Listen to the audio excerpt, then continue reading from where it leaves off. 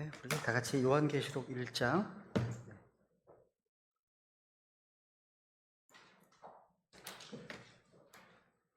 10절부터 13절까지인데요.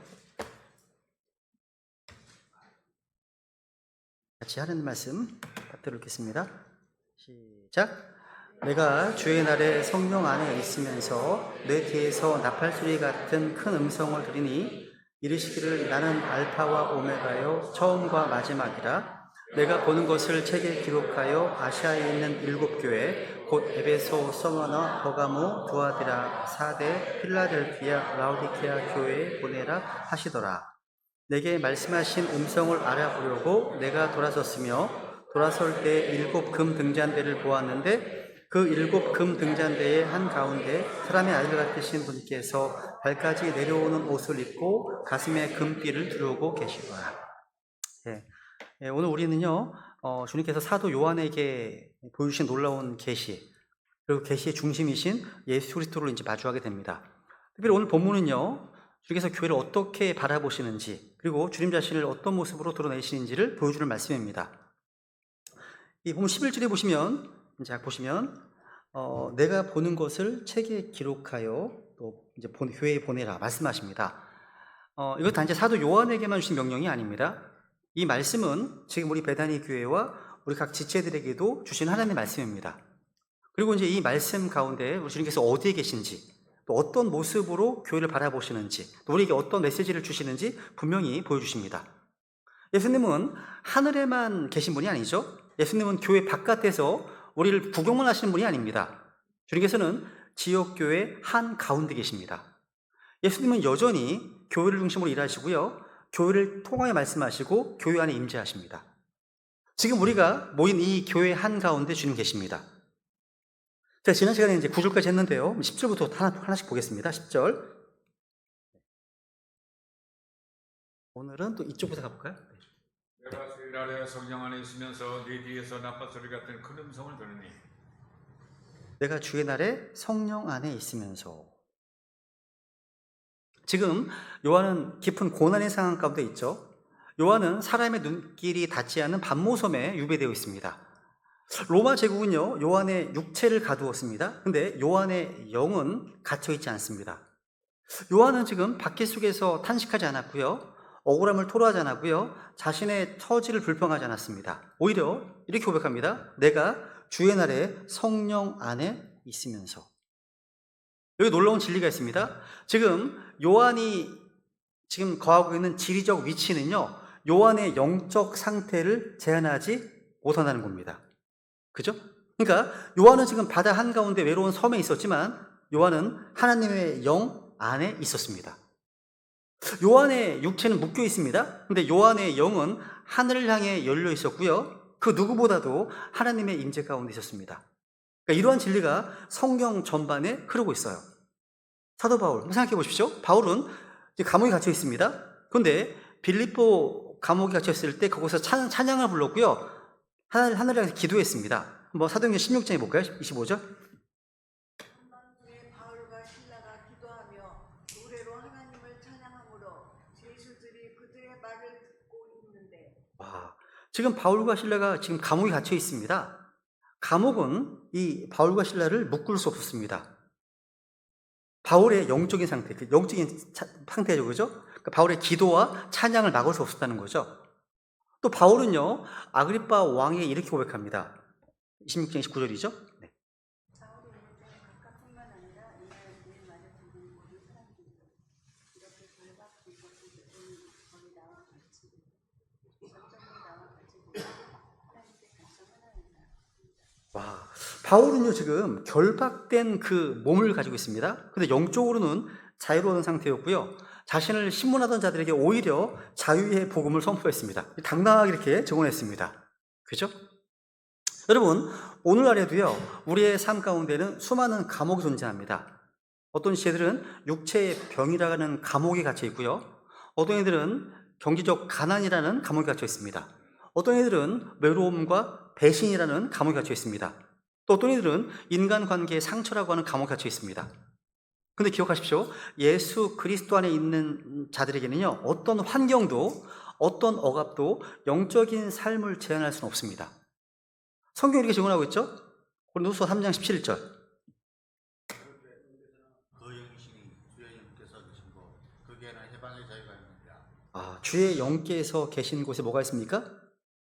자유가 있습니다. 자유가 있어요. 주님께서는 우리에게 자유를 주시는 분이십니다.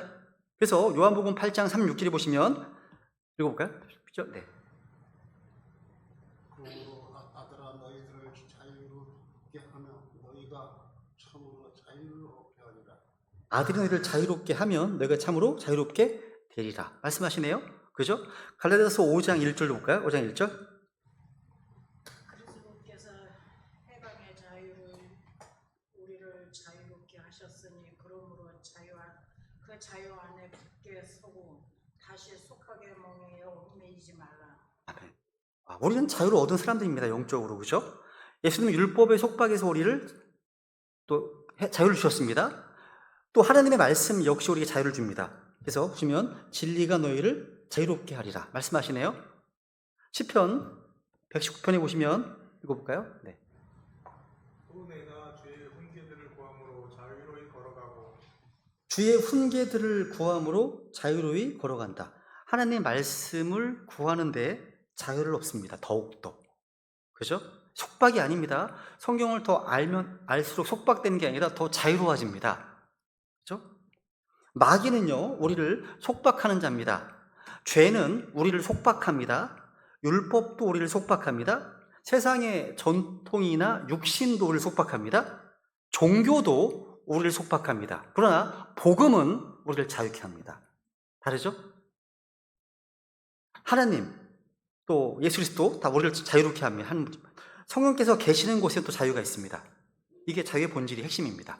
참된 자유는요, 주님께서 계신 곳, 주의 영께서 계신 곳에 있습니다. 여러분 안에 주님께서 거하신다면, 성령께서 거하신다면 지금 우리가 살고 있는 환경이 어떠하든 간에 참된 자유가 있다는 거. 그죠? 그러니까 몸은 묶여도 우리의 영혼은 자유롭다는 거죠. 몸은 괴로운데 마음에는 자유가 있습니다. 감옥에 가셨던 이 베드로나 바울은 몸은 속박되어 있었지만 그들의 마음은 한없이 자유로웠던 진정한 자유인이었다는 거. 성도들이 그런 자들입니다. 성도들이 바로 진정한 자유인입니다. 왜? 주의 영께서 그 속에 거하시기 때문에. 요한은요, 반모섬이라는 그런 가장 어두운 곳에서 가장 밝은 계시를 받았습니다. 우리는 종종 하나님의 임재를 예배당 안에서만 찾으려고 하지만 하나님은요, 그 어떠한 장소에서 말씀할 수 있습니다. 오히려요, 세상의 소음들이 사라진 그 고요한 감옥, 외로운 광야에서 주님의 음성은 더 선명하게 들려옵니다. 그래서 여러분, 지금 여러분의 삶의 자리에서 낙심하지 마십시오. 환경이 아무리 열악해도요, 병상에 누워 있어도, 핍박 가운데 있어도요, 광야 한복판에 있어도요, 주의 영 안에 있다면 우리는 하나님의 계시를 받을 수 있고요, 주님의 뜻을 이룰 수 있습니다. 요한은 반모섬에 있었지만 하늘을 봤습니다. 그리고 세상에서 버림받았습니다. 주님께는 귀 쓰임받았습니다. 우리도 그렇게 되기를 소망합니다. 여기서 이제 논란이 되고 있는 이제 주의 날이라는 표현 정리해 보겠습니다. 주의 날. 성경 신자들 가운데요, 제임스 낙스 목사님 같은 경우 이 주의 날을 일반 이제 개신교에서 가르치는 주의 첫날로 이렇게 설명하시더라고요. 여러분 보세요. 계속 1장 10절 보시면 보세요. 다시 한번 읽어볼까요? 1장 10절. 성령 안에 있으면서 내 뒤에서 나팔 소리 같은 큰 음성을 들으니. 그러니까 여기 나오는 이 주의 날을 이제 주님께서 부활하신 날, 일요일로 본다는 거죠. 예수님께서 주의 첫날에 부활하셨고 또 초대교회가 주의 첫날에 모여서 예배를 드렸다는 성경 구절들을 근거로 해서 그렇게 가르칩니다. 그러나 성경에 보시면요, 주의 날은요, 이 주가 우리가 얘기하는 주의 첫날 할 때의 주, 위크의 주가 아닙니다. 뭐죠? 로드스 데이죠, 그죠? 주님이십니다. 주님이시잖아요. 그러니까 이건 주님께서 심판하시는 주의 날을 가리킵니다. 이것은 구약 성경 전체에서 주의 날, 이것은요, 하나님의 심판, 재림, 환란, 천연왕국 전체를 포함한 날을 가리킵니다. 그러니까 사도 요한은요, 단순히 주의 첫날 성령님 안에 있었던 것이 아니라 미래 환란기, 또 재림, 천년왕국으로 성령님에 의해서 시간과 공간이 앞서간 거예요. 그러니까 한마디로 말하면 시간 여행이죠. 백투더 퓨처죠. 미래로 간 거니까. 진짜 그 영화 제목 그대로입니다. 미래로 간 거예요. 그래서 성경 보면요, 이게 이제 이사야서 13장 6절, 요엘서 2장 1절, 스바냐서 1장 14절, 말라기서 5절 보시면 주의 날이 어떤 날인지 아주 크고 두렵고 진노의 날로 표현하고 있습니다. 그러니까 사도 요한은요, 환란기와 주의 심판날 속으로 이동한 거예요. 그러니까 AD 96년 중에 살았던 이 사도 요한이 2000년대로 넘어간 거예요. 훌쩍. 이게 성경에 나온다니까, 이게요. 그렇죠? 그러니까 정리하면 요한은요, 주의 전날 반모섬에서 예배드리고 있었던 것이 아니라 요한은 성령님 안에서 시간과 공간을 뛰어넘어서 주의 날로 간 겁니다. 그런 얘기입니다. 마치 에스겔서 37장에 보시면요, 에스겔이 성령님에 의해서 마른 뼈가 가득한 골짜기로 인도되었던 것처럼, 또 바울이 셋째 하늘로 이끌려 올라간 것처럼 사도 요한도 마지막 날에 일어날 사건들 한복판으로 들어간 겁니다. 다시 10절을 다시 볼까요? 다시, 내가 주의 날에 성령 안에 있으면서 내 뒤에서 나팔소리 같은 큰 음성을 들으니. 사도 요한은요, 지금 나팔소리 같은 큰 음성을 들었습니다. 근데 요한이 들은 이 음성은요, 단순한 소리가 아니었습니다. 요한은 그 음성을 들었고 그것은 나팔과 같은 위엄과 힘을 가진 소리, 즉 하나님의 음성, 말씀이었습니다. 보면 이 음성이 큰 음성이었고 나팔소리 같았다라고 표현하고 있습니다. 우리는 성경을 통해서요, 이 하나님의 음성이 어떻게 사람을 부르고 일으키시고 심판하시고 위로하셨는지를 보게 되는데요. 한번 정리해 보겠습니다. 우선 제일 처음에 창세기 3장에 보시면요, 처음 말씀하신 그 음성이 나와요. 3장 8절 보세요 한번. 그들이 그날 서늘한 때 동산을 거니시는 주 하나님의 음성을 듣고 아담과 그의 아내가 주 하나님의 얼굴 앞을 떠나 동산 나무들 가운데 숨으니. 이 말씀 잘 보세요. 놀라운 표현이 있습니다. 여기 지금 하나님의 음성, 주 하나님의 음성이요, 워킹하고 있습니다. 워킹. 지금 하나님의 음성이 지금 걷고 있었다, 이런 얘기예요. 이것은요, 말씀이 인격이 되어 움직이고 계신 겁니다. 여기서 그냥 이 음성은요, 단순한 소리가 아닙니다. 말씀하시는 인격, 곧 말씀이신 하나님이십니다. 요한복음 1장 1절 볼까요? 1장 1절이요? 네. 처음에 말씀이 계셨고 말씀이 하나님과 함께 계셨으며 말씀이 하나님이셨더라. 와, 그 말씀이 하나님이셨더라. 이 말씀, 대문자 WORD, 말씀이 하나님이셨죠? 또 그 말씀이 육신이 되어 우리 가운데 거하신 분, 누굽니까? 바로 예수 그리스도십니다. 그러니까 창세기에서 아담에게 찾아오신 그 음성, 그분이 바로 요한이 나타나신 주 예수 그리스도십니다. 처음에 사람을 부르신 그분이 이제 마지막 시대를 향해 다시 음성으로 말씀하시는 거예요. 신약에서 또 말씀하시는 음성이 또 나오죠. 예수님께서 변화산에서 이제 영광을 나타내실 때 이런 음성이 들렸습니다. 마태복음 11장 5절. 그가 아직 말할 때 보라 빛나는 구름이 그들을 덮었는데 보라 그 구름 속에서 한 음성이 나서 이르시되 이 사람은 내 사랑하는 아들이라 내가 그를 매우 기뻐하노니 너희는 그의 말을 들으라 하시니라. 와, 지금 이 변형산 사건에서도 하늘에서 음성이 들렸습니다. 그렇죠? 이 사람은 내 사랑하는 아들이라 내가 그를 매우 기뻐하노니 말씀하시네요. 주께서는 언제나 자신의 아들을 가리켜 말씀하십니다.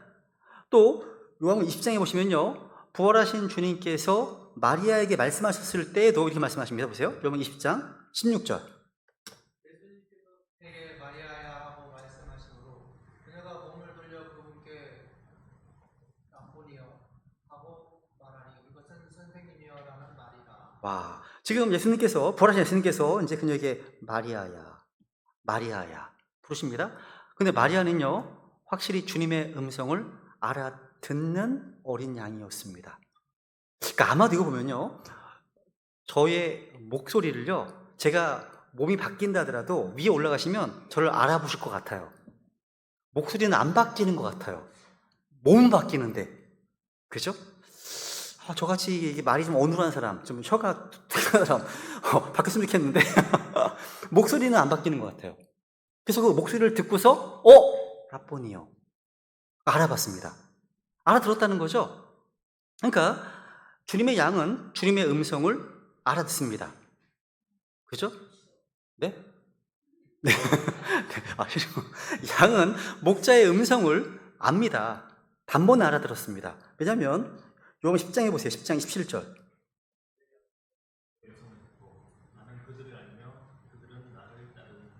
여기 이제 내 양들은 누굽니까? 바로 주님을 믿는 자들입니다. 그들은 주님의 음성을 듣죠. 주님께서는 또 자신의 양들을 또 압니다. 알아요. 그러니까 우리는 스스로요, 나는 기독교인 크리스찬이야, 난 주님의 제자야, 성경 신자야, 이렇게 외치는 것보다 주님의 음성을 듣고 주님을 따르는 것이 주님의 양임을 나타내는 입증하는 겁니다. 그것이요. 그죠?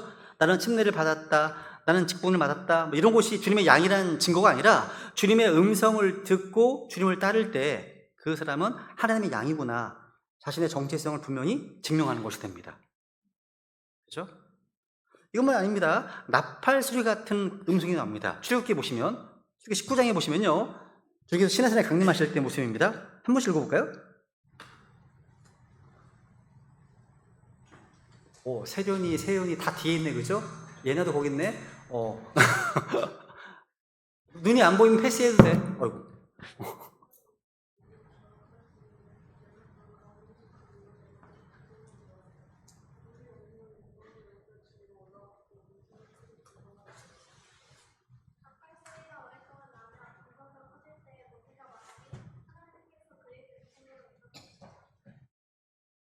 네.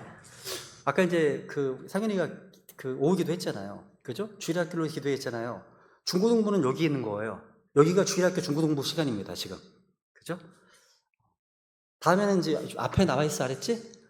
내가 너무 싫어도 앞에 나와 있어, 알았지? 네.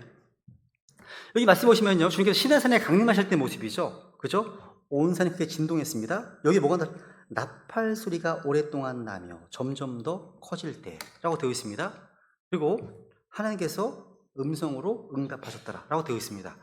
즉 나팔 소리 같은 음성은요, 단순한 상징이 아닙니다. 하나님의 임재, 두려운 임재, 계시, 하나님의 영광이 충만할 때 울려 퍼지는 실제적 현상입니다.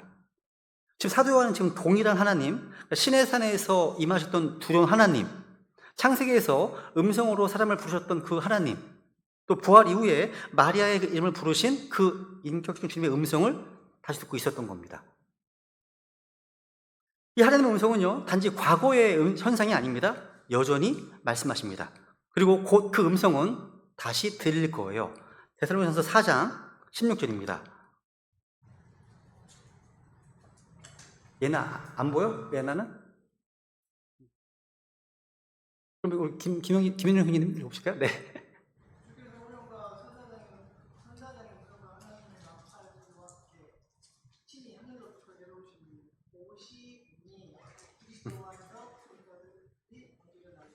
와, 우리의 소망이죠. 복된 소망입니다. 여기에도 뭐가 나옵니까? 호령과 천사장의 음성과 하나님의 나팔 소리와 함께. 이 나팔 소리, 트럼프의 트럼프, 그죠? 나팔 소리, 나팔이라는 음성을 가리키는 거죠. 나팔 소리와 함께, 그죠? 이 소리는 엄청나게 큰 소리입니다. 보통 이제 주님께서 도둑같이 오신다고 하시잖아요. 도둑은 자신을 숨기고 보이지 않게 아주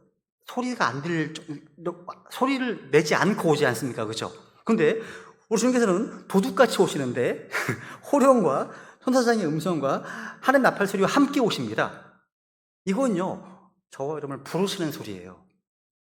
영서가 이리로 올라오라. 부르시는 소리입니다. 하나 더 읽어볼까요? 19장 52절. 네.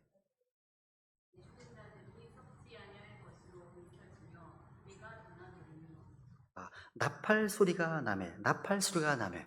이 나팔과 하나님의 음성은요, 믿는 성도들에게는 휴거의 음성입니다. 복된 소망이죠. 주님께서 우리를 부르시는 영광의 부르심입니다. 이런 적 없으세요, 여러분요? 저는 몇 번 있었어요. 너무 놀랬던 적. 사람이 아무도 없어. 연락도 안 돼. 나만 남긴 건가? 막 이럴 리가 없는데 막 이랬던 적. 그런 거 한두 번 있지 않으세요, 보통? 너무 충격 가운데 난 레프트 비하인드인가 하면서 막 이랬던 점. 어쨌거나 이 음성은요, 믿지 않는 세상 사람들에게는 심판의 음성입니다. 요엘서 2장에 보시면 2장 11절 볼까요? 주께서 자신의 군대 앞에서 자신의 목소리를 내시리니 이는 그분의 진영이 심히 크며 자신의 말씀을 준명하실 그분이 강하시기 때문이다. 주의 날이 크고 심히 두려우니 그가 그날을 견딜 수 있으리니. 와, 주의 날 나오죠? 크고 심히 두려운 날입니다. 주의 날. 그죠? 근데 주께서 자신의 군대 앞에서 자신의 음성, 목소리를 내신다라고 되어 있네요. 그죠? 여러분, 주님께서 자신의 군대 앞에서 친히 목소리를 내시는데 여기서는 군대는 교리적으로 우리 교회입니다. 그리스도의 몸된 교회를 가리킵니다. 우리는 환난 전에 하늘로 들림을 받아서 주님의 모습과 같은 몸을 입게 됩니다. 같은 형상, 그죠? 주님의 군대는 일반적으로 이 군대란 말이 보통 이제 엔젤, 호스트, 천사를 가리키는 말입니다. 근데 부활해서 하늘로 들림을 받은 성도들 역시 하나님의 군대입니다. 군대예요. 하늘의 군대로 불리는 거죠. 주님과 함께 이 땅에 말 타고 내려옵니다. 그걸 가리키는 겁니다. 우리는 주의 군대로서 이 땅에 내려와서 주님의 원수들을 모조리 청소해 버릴 거예요. 두려운 거죠, 이게요. 여러분, 사도 요한은 그 당시 눈으로 보기에는 로마 황제 도미테의 권력을 받고요. 귀로는 로마의 위협과 핍박 소리를 들었습니다. 그런데 사도 요한의 영적인 귀는 주의 음성을 들을 수 있었고요. 그의 영은 나팔소리 같은 음성을 들었습니다. 그 반응했다는 거죠. 오늘 우리의 삶은 너무나 많은 소음들로 가득합니다. 이 세상 각종 뉴스들과 두려움, 일으키는 소식들로 가득합니다. 근데 우리가 성령님 안에 거할 때 우리는 여전히 나팔소리 같은 주님의 음성을 들을 수 있습니다. 그분의 음성은요, 오늘도 성경 기록을 통해서 말씀하십니다. 그래서 히브리서 3장 7절 읽어볼까요? 8절. 그러므로 성령님께서 이르시기를 오늘 너희가 그분의 음성을 듣거든 누가 하던대 지금 광야에서 시험하던 날의 것 같이 너희 마음은 가는 것이다. 아멘. 오늘입니다. 오늘 너희가 그분의 음성을 듣거든 너희 마음을 딱딱하게 강팍하게 하지 말라 말씀하시네요. 하나님은 오늘 지금 우리를 부르십니다. 아담아, 아브라함아, 사무엘아, 마리아라 이렇게 부르신 하나님께서 오늘도 여러분 이름 부르실 겁니다. 영서가 이 이름을 부르며 말씀하신다는 거죠. 여러분, 요한이 들은 나팔 같은 이 큰 음성은요, 주께서 여전히 살아계시고 오늘도 말씀하시는 분이시고 우리가 성령님 안에 있는 자에게 능력의 말씀을 주시는 분이십니다. 그래서 이 주님의 음성을 따르는 자는요, 흑암 속에서도 빛을 향해 나아갈 수가 있어요. 그죠? 11절로 가겠습니다. 11절로. 넘어갈게요. 11절 가겠습니다. 이르시기를 나는 알파와 오메가요 처음과 마지막이다. 내가 보는 것을 책에 기록하여 아시아에 있는 7교회 곧 에베소, 소거나, 버가모, 도아디라, 사데, 필라델피아, 라오디게아 교회에 보내라 하시더라. 지금 주님께서요, 사도 요한에게 아주 분명한 명령을 줍니다. 그죠? 뭐냐면 내가 보는 것을 책에 기록하여 교회에 보내라고 하시네요. 여기서 이 말씀을 하시는 분이 누구십니까? 그렇죠. 주님께서는요, 나는 알파와 오메가요 처음과 마지막이다. 우리 앞에서 살펴봤었죠? 주님의 정체성과 권위의 선포입니다. 알파와 오메가는 헬라어의 첫 글자, 마지막 글자입니다. 즉 우리 주님께서는 시작과 끝이시고 모든 것의 근원이자 결론이십니다. 이 말씀은 단순한 수식어가 아니에요. 예수님은 시간과 역사의 시작이시고 모든 역사의 결말을 지으실 심판자이십니다. 우리가 이 명령을 받은 이유는요, 그분이 처음과 마지막이신 분의 명령이기 때문입니다. 그러니까 이런 명령을 우리는 가볍게 여길 수가 없습니다. 이것은 단순한 기록이 아니라 하늘의 왕의 명령이기 때문에. 보시면요, 사실은요, 하나님의 비밀을 숨긴 책이 아니라 내가 보는 것을 책에 기록하라 명령하십니다. 그러니까 하나님께서는요, 말로만이 아니라 기록된 말씀을 통해서 자신의 뜻을 전하십니다.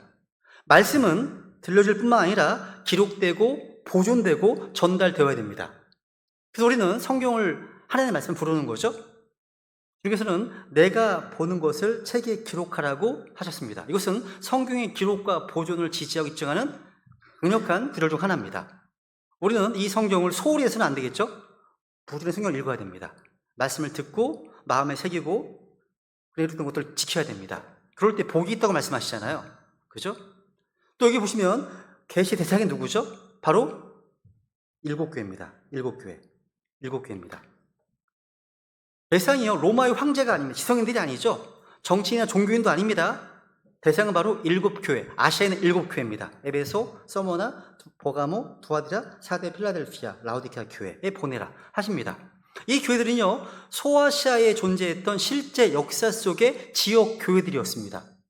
동시에 이 7교회는요, 모든 시대, 모든 지역, 모든 상태의 교회를 대변하는 대표로 선정되었습니다. 각 교회는요, 서로 다른 영적 상태에 있었고요, 칭찬과 책망의 말씀이 나오고요, 경고 약속을 담고 있습니다. 이 7교회는 교회사 전체를 대표하고요, 오늘날 존재하는 다양한 교회 영적 상태를 대변합니다. 또 우리 각 성도들의 영적인 상태를 비춰주고 있어요. 그렇다면 오늘 이 말씀은 누구를 향한 것입니까? 바로 우리 교회를 향한 겁니다. 여기 이것을 보면 베다니 침례 교회에 주신 말씀입니다. 그죠? 하나님 지금 말씀하시거든요. 이 말씀은 기록된 성경을 통해서 교회 안에서 성도들에게 주어집니다. 우리 이 말씀을요, 무겁게 받아야 됩니다. 기록하신 주님의 말씀을 귀하게 여기고 이 말씀을 교회에 전달하고요, 말씀 순종하는 삶, 이렇게 자세히 되어야 한다는 거죠. 12절부터 볼게요. 12절 볼까요? 12절.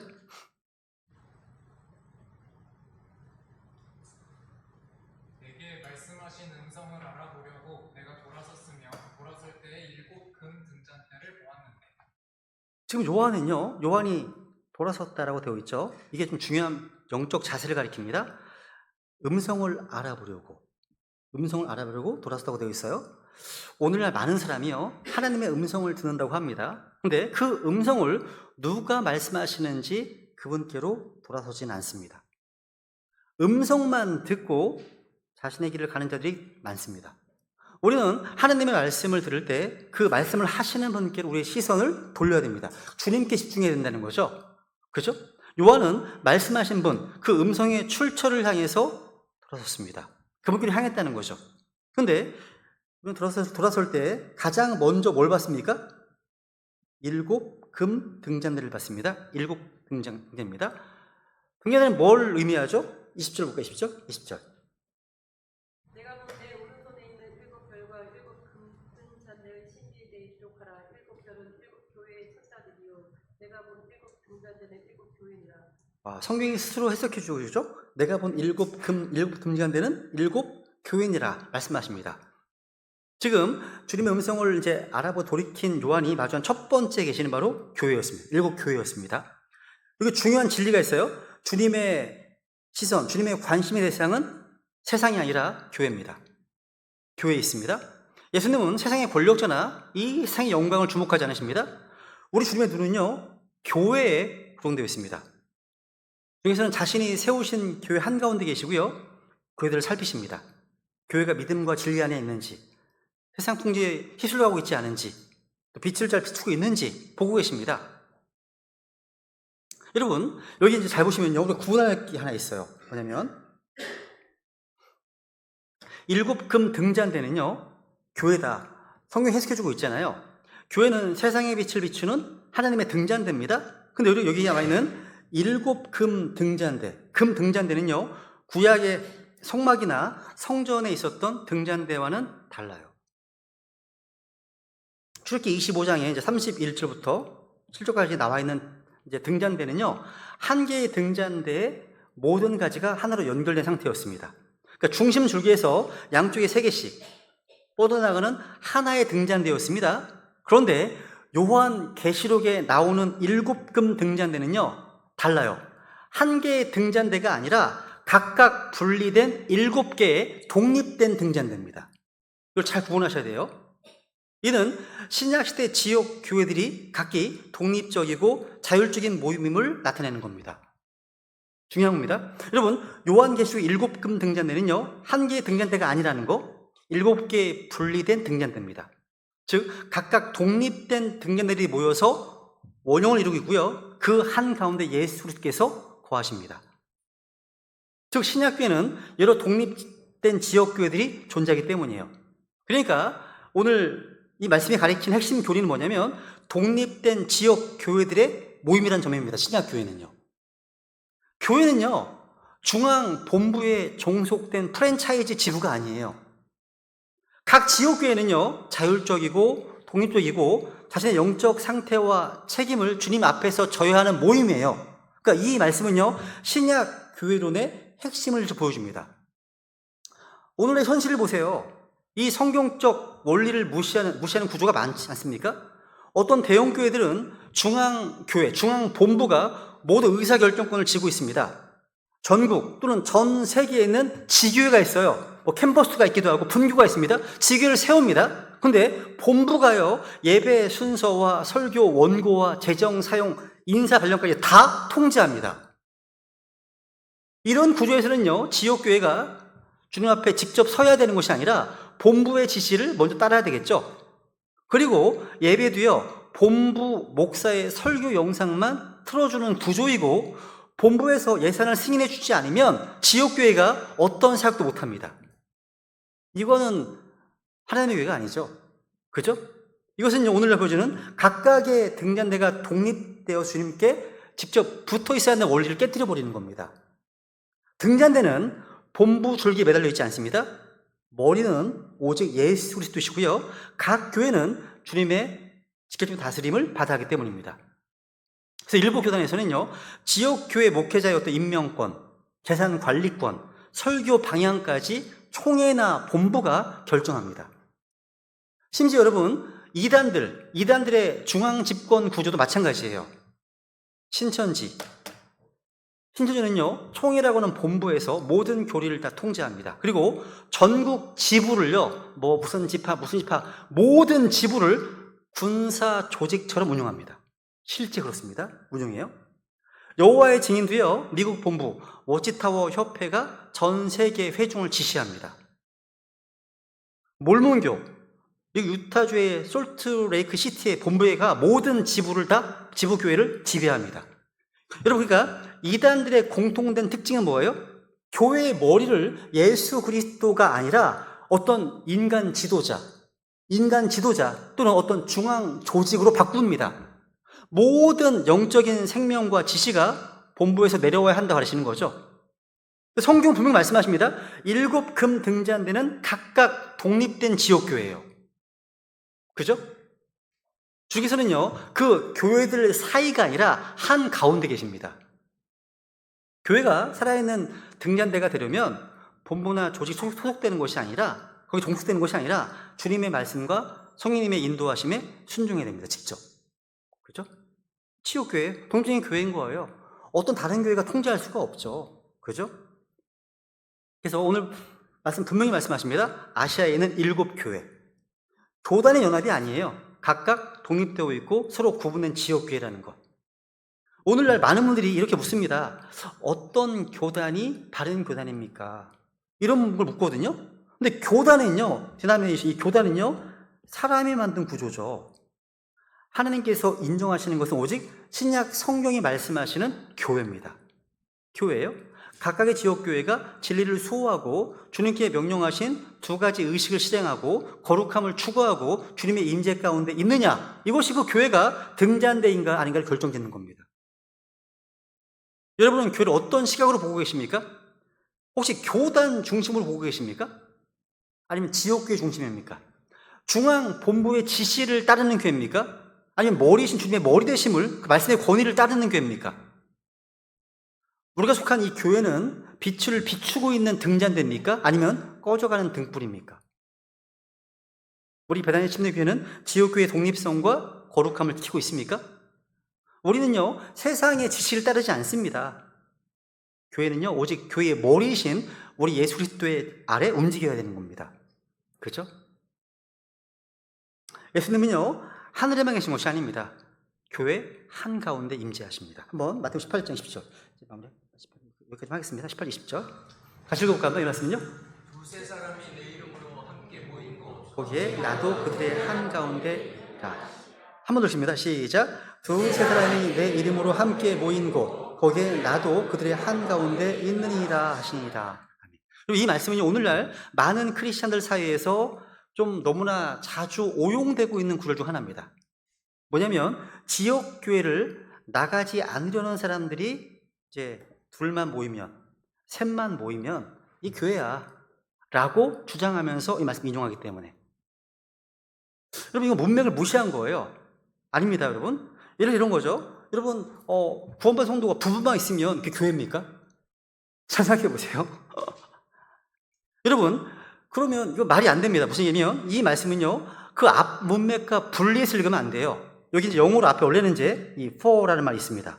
이는, 그러니까 이게 이제 연결도가 들어있다는 거죠. 즉, 앞에서 말씀하신 제자들의 기도와 하나됨에 대한 교훈과 연결되어 있단 말이에요. 그러니까 이 말씀은요, 교회 설립 공식을 주신 게 아니에요. 둘 또는 셋이 주님의 이름으로 함께 모인 곳에 주님이 계신다는 의미는 뭐예요? 제자들이 마음을 하나로 모아서 한 뜻으로 기도하고 일체 마음으로 구할 때 그 기도를 주님께서 들으시는 약속의 말씀입니다. 그러니까 제자들이 둘 또는 셋이 한 마음 한 뜻으로 같은 것을 구하면 하나님은 반드시 들으시고 응답하신다는, 이게 이 말씀의 핵심이에요. 여러분, 주님의 임재는 어디에 있습니까? 오늘 많은 사람들이요, 주님을 경험하고 싶다고 말합니다. 감정적 예배, 이상한 체험, 은사주의 열광에 몰두하고 삽니다. 주님 말씀하십니다. 내가 7 금등자인데 한가운데 계신다 말씀하십니다.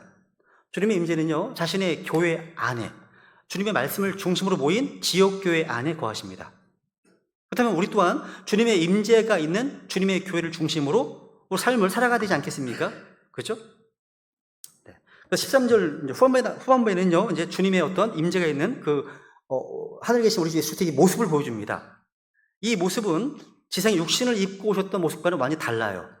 그러니까 부활하셔서 하늘에 오르신 예수님의 모습은요, 장차 우리가 입게 될 몸입니다. 모습이에요. 우리가 그런 형상과 같이 모습이 되잖아요. 그죠?